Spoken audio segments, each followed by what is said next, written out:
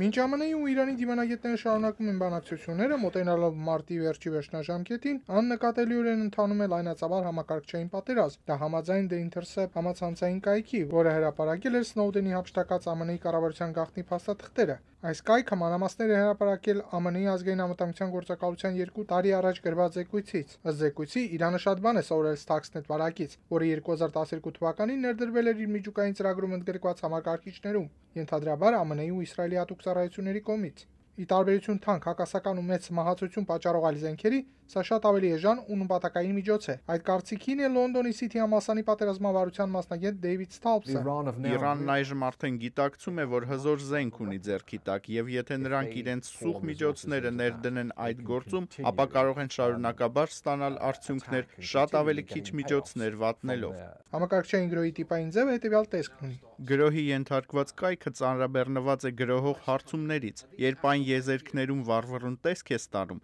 դա նշանակում է, որ կայքը գերծանրաբեռնված է, բոլոր հարցումները գալիս են, բայց այլևս կայքը չի հասցնում պատասխանի։ Նման գերծանրաբեռնումը անհանգստացնող է, սակայն իրապես խնդիրներ են ծագում, երբ համակարգչային հարձակման արդյունքում գողանում կամ ոչնչացնում են տվյալները։ Նման հարձակումները կարող են նաև մարդկանց կյանքը վտանգել, գերտաքացնելով էլեկտրակայանները կամ խափանելով ճանապարհային լուսափորները ու օդագնացության սարքերը։ Անցյալ տարի ԱՄՆ-ի ազգային անվտանգության գործակալության ղեկավար ծովակալ Մայքլ Ռոջերսը Կոնգրեսին ասում էր, որ համակարգչային պատերազմավորումը դեռ երկար մնայուն գործոն կլինի։ Համակարգչային մարտը կլինի գալիք գրեթե բոլոր ճգնաժամերի տարը։ Այն արդեն այդպիսին է։ Դա ակնհայտ է Ուկրաինայում, Սիրիայում, Վրաստանում։ Այն ավելի ու ավելի օրինաչափ է դառնում։ Համակարգչային գրոհները էժան են, ծածուկ, հեշտ հերքվող եւ այնուամենայնիվ հասարակության համար մնում են աննկատելի։ Դրանով իսկ դառնալով գրավիչ ահաբեկիչների ու կառավարությունների համար, ավելի քան սովորական մահաբեր սպառազինությունները։